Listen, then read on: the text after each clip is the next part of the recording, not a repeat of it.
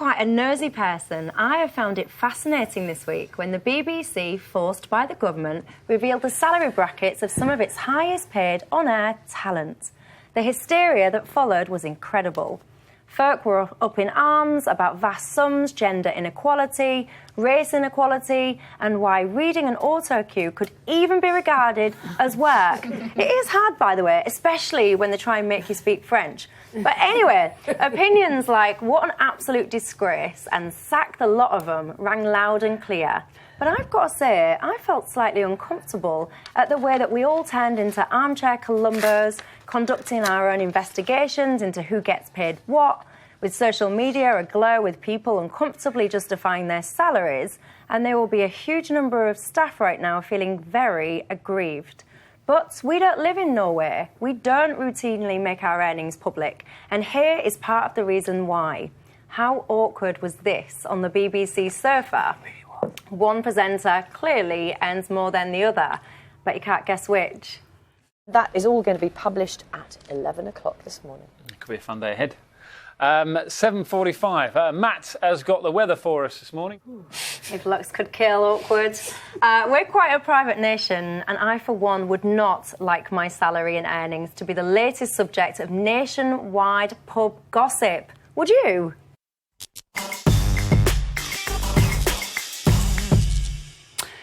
OK, Rachel, the reason I think these salaries should be published is that taxpayers are paying the wages of these people. The BBC gets £5 billion a year from the licence fee. And I want to know on what planet is Chris Evans, radio presenter, worth £2.2 million? Gary Lineker, worth £1.8 million. Claudia Winkleman gets 500 grand. And the next highest paid woman is Alex Jones, who gets between 400 and 450,000 pounds. Now, I think it's, yes, this is an issue about gender parity, but it's much more an issue about the obscene squandering of taxpayers' money. I mean, we talked before about Chris Evans, £2.2 million. He presents a radio show, for goodness sake, and he was part of the team that took one of the greatest car shows on television, made it a pretty mediocre car show. You know, there's Gary Lineker. He gets paid £1.8 million for sitting around talking about football. Now, this is a guy who's on social media pontificating about social injustice. And yet yesterday he's on Twitter, knowing that people in this country are earning low salaries, and he says, blame my agent, I blame my agent. And why does Chris Evans get paid more than me? Not understanding that that's actually a smack in the face for people who are on low salaries. And I just... If the BBC offered you a radio show for £2 million a year, would you say no? Well, that's not the point. That is well, not... it is. No, it isn't the point. Would you squander our money, Carol? But isn't this a degree of hypocrisy? If you say you would take the 2 million, but they can't have it. No, I'm not... I didn't say I would take the 2 million. Would you take if the BBC came to you now and said, I'll give you £2 million to do a radio show, would you say... Well, the fact of the matter is they won't, and it's never going to happen. But if they came to me and said that, I'd say yes, please. You're a working class girl. A top NHS consultant, Michelle, gets paid 130 grand a year, right? Gary Lineker, that's 10.5 grand a month. Gary Lineker gets 37 grand a week. I know. 150 grand a month. But it's not fair and it's not right. But then would you apply the same to footballers? Because, I mean, yes. What Gary Lineker gets is nothing compared to what footballers get. But the point is, taxpayers don't pay footballers. Well, taxpayers let's get some of your facts right, first of all. The BBC doesn't get $5 billion a year or anything like that. Well, according to what I've read... Well, you've got it wrong. Well, when I was running it, it was 3.5. Yes, exactly. Right? Well, I've read that now it's virtually had no increase in the last 5 years, so... I wouldn't have thought so. Secondly, it's not actually taxpayers' money. It's licence fees. It's licence payers' money. So that's taxpayers' money. It's not a tax because it's not given by the government to the BBC. It's collected by the BBC, and now the government plays a part in agreeing what the rate should be, and it hasn't gone up for 5 years now. But it's not... Technically, it's not taxpayers' money. People who pay taxes pay the licence fee. Yeah, if you have a TV, you have no choice. Yes, you do. You have to, because if you don't, it's £1,000 fine or prison. But theoretically, it's not taxpayers' money. It doesn't come from the Treasury. It comes from people who pay taxes. Yes, it comes from it's publicly paid because they're the licence, but it doesn't come from the Treasury, which is an important part for the BBC because that's where your independence comes. If the BBC just thinks this is justified, why did they try so hard to hide these salaries? Well, they tried to defy a government government order to publish them, and then when they said they had to, they tried to delay it. I love the discussion with you. If you actually look at what happened, there was a guy called John Whittingdale, who was the Secretary of State, who tried to make a massive reform of the BBC. And actually, in his heart, wanted to get rid of most of it. He lost on every bit of it. He lost because Cameron, remember him, and Osborne, they overruled him. And they did a separate deal with the BBC. And the one concession they gave was that these would be published.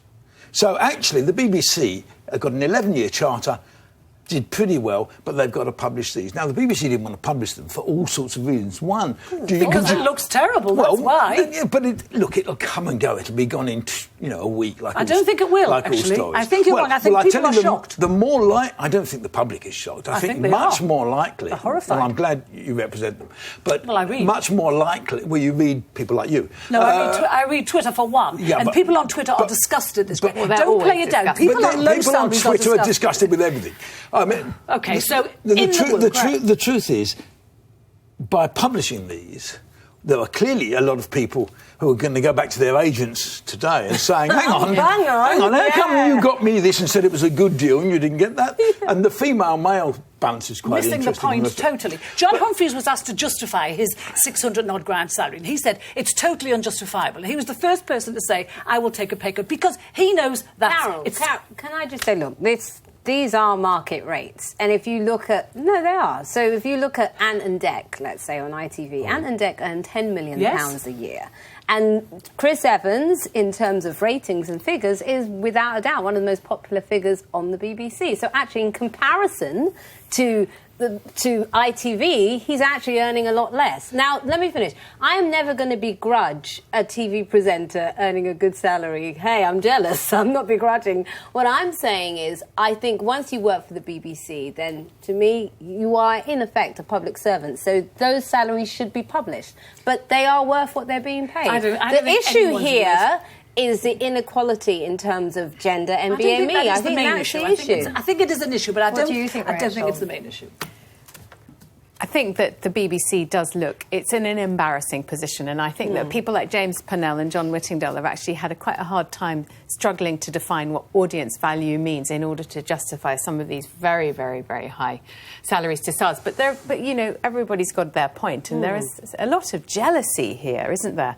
And wait, Carol, hold your horses for a second. Greg is right.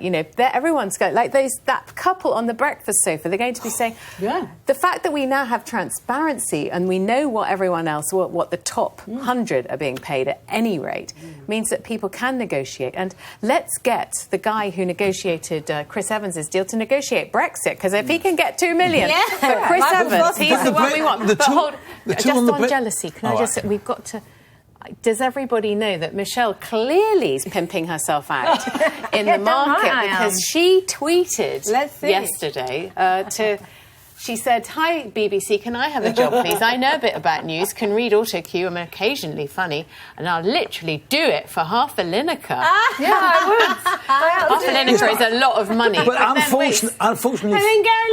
Hold on, we've got to finish what happened in this thread. So then somebody tweeted, would you do it in your pants? And Michelle said, I'll do it in Gary Lineker pants if Hull City returns to the Premiership. At which point, Gary himself jumped on board and said, it's called the Premier League. You may have just failed the audition. Something like that. I mean, someone like Lineker is the preeminent sports presenter in this country. Everybody wanted him. Everybody would like him. The BBC have managed to keep him. The public love him. By paying him, I suspect, less than he could have got elsewhere. I was around when the whole thing came... It just makes me so cross. If he can get more elsewhere, why doesn't he go? I don't believe people would pay him more than that. I think... God, you're living in it. You don't understand his salaries. Why doesn't he go? Because he likes doing the job he's got at the BBC. Can I ask you a question, Greg, please, because it fascinates me, because I think that the BBC has got a great role in terms of impartial news, in terms of education.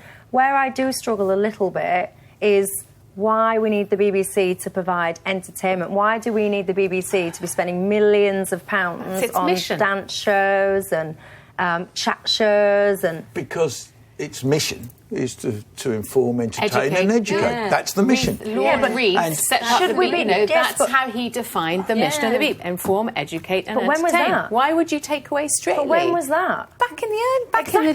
day. Life's moved on. We've got No, loads of but also- education. I'm sorry, of what is your entertainment point, channels. Michelle? Why take away the entertainment side of the beep? My point is, where I do feel a little bit, and I struggled slightly with it, you're talking about Ant and Dec and all that, and that's the market. And I agree with you, by the way. I think that is the market, that is the salaries for a commercial entertainment market. It's not a commercial. And this It's is not my a point. commercial The business. BBC Michelle, can I is a just also- non-commercial just to pick up entity on that. operating in that world. Just to pick up on that, so even with formats that are way bigger, so Strictly completely outperforms X Factor still. The presenters on Strictly are paid a lot less than the presenters on X Factor. Dermot is at least 2 million, and Claudia is what, 450? So people are being paid less to be on the BBC. And Claudia doesn't get paid She that. does 2 shows.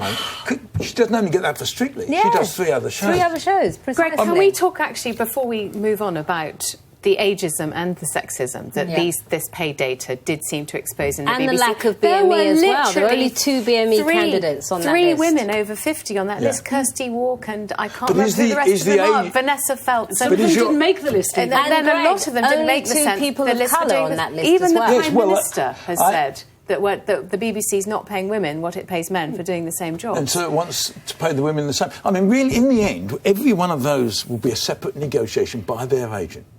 No, but And it's also you've the value got to the look at how BBC it's done. places on There is those not somebody people. who looked up to now, looks across the whole thing and says, well, how's that compared with that and the rest of it? These are individual negotiations, often with individual departments by their Greg, agents. they know. They don't. Come on. You must have known in your role, you must have had a general view that actually on this department we're roughly paying. You must know that there's this in disparity. the role I had, they came to you if they were really near the top, getting high. And these guys are.